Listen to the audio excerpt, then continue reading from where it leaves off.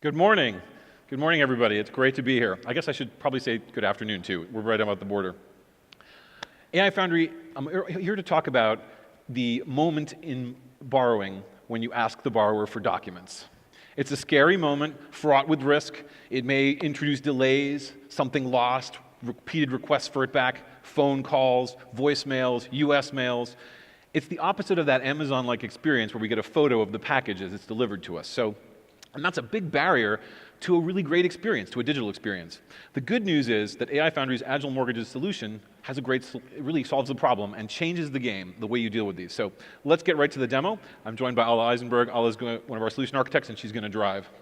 So let's start from the perspective of that borrower who's applied for a loan, a mortgage in this case.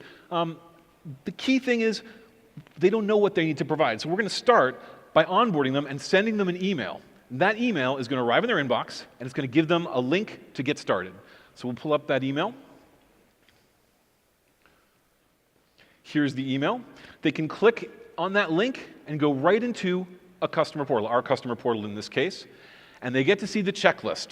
The checklist, it eliminates all of those questions. It's very clear about what documents are required, what the status of those is, right? If there's a big red button there, it means no, not good. If there's a green check mark, it means it's present. And there's lots of opportunities to upload documents. Now, here's the thing. Borrowers don't always upload one document at a time. It's not always convenient. So we're much more likely, truthfully, to see them drop a whole bunch of documents into a scanner, hopefully a Kodak Alara scanner, and turn that into a giant PDF. So actually, let's go ahead and send one of those big PDFs, much more typical, and then we'll take a look at it while it processes. So 27-page PDF. It's got lots of interesting stuff in it, some W-2 forms. It's got a bunch of bank statements. It'll have pay stubs, the typical stuff you provide 2 or 3 months in order to assure the lender that you have the means to pay back. So we'll go ahead and upload it. Now, while this document's uploading, our technology is classifying each page, each image, previously locked into a PDF, identifying its type. Then it's extracting specific data points, borrower name, SSN. You'll see all those things. And we also validate the data, bringing humans into the loop as required. Something's not readable or it's really out of bounds, never seen something like that before, bring the human in, have a nice UI to speed them through resolving that problem.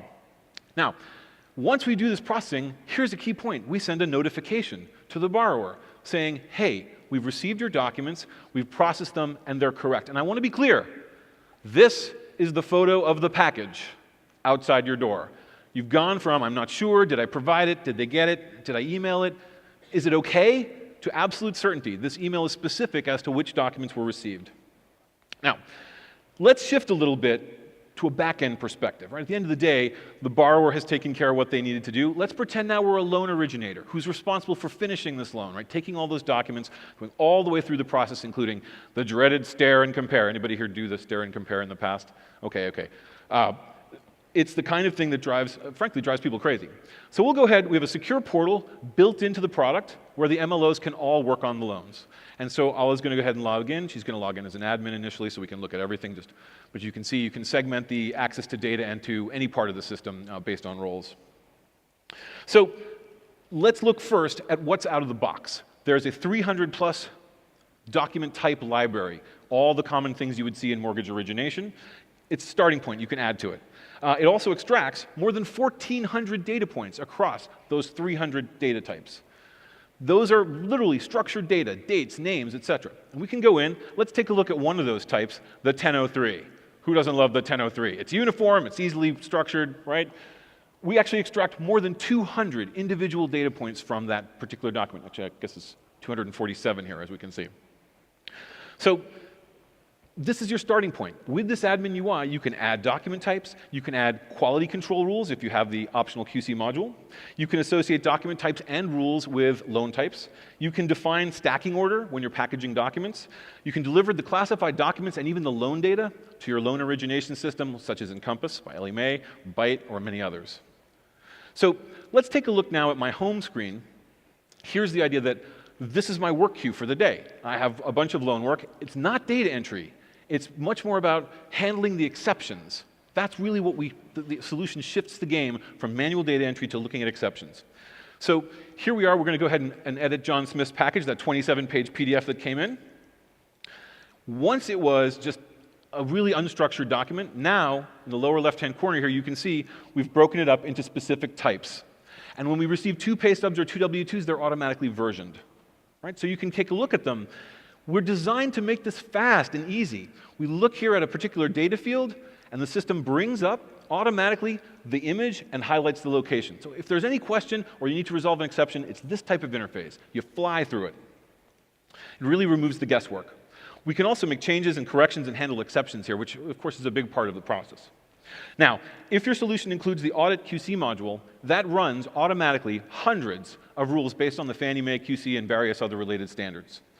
This checklist here, unlike the version shown to the borrower, this is for the internal use. It shows what checks have succeeded and what rules have fired and failed. And so I can go in and understand instantly what's happening, why is this occurring. I can even go look at the data items, and most importantly, I can take action right here. I can request updated, corrected, or additional documents, letters of explanation. I can even initiate a verification. So in this case, since we seem to have found a questionable deposit, we're going to go ahead and re-verify that deposit for this purpose. And here you'll see the system automatically generates the letter that gets mailed out. It's a very simple process, really designed to make it easy and not switch back and forth between many different systems. So here's our verification, and we're going to see that letter come up. Now, the interesting thing is at the end of maybe it's the end of the shift, and I want to make a note that this issue, this re-verification of the deposit has been done. I can go ahead and add that in, and it's very easy for the next person to pick up the loan and see that they need to be aware of that. So finally, we're going to just go ahead and jump right on into some of the dashboard and reporting capabilities. You can start by looking at a view, shows you a breakdown of the performance by each office, and I can drill right on into these and see the actual performance of individual MLOs, and you can decide what trends you want to follow or not follow against each one of those. So you have really deep information. Additionally, we automatically summarize the QC checks, so we know exactly what kind of quality you're getting through your process, and this helps you 83% here with that cool wet display.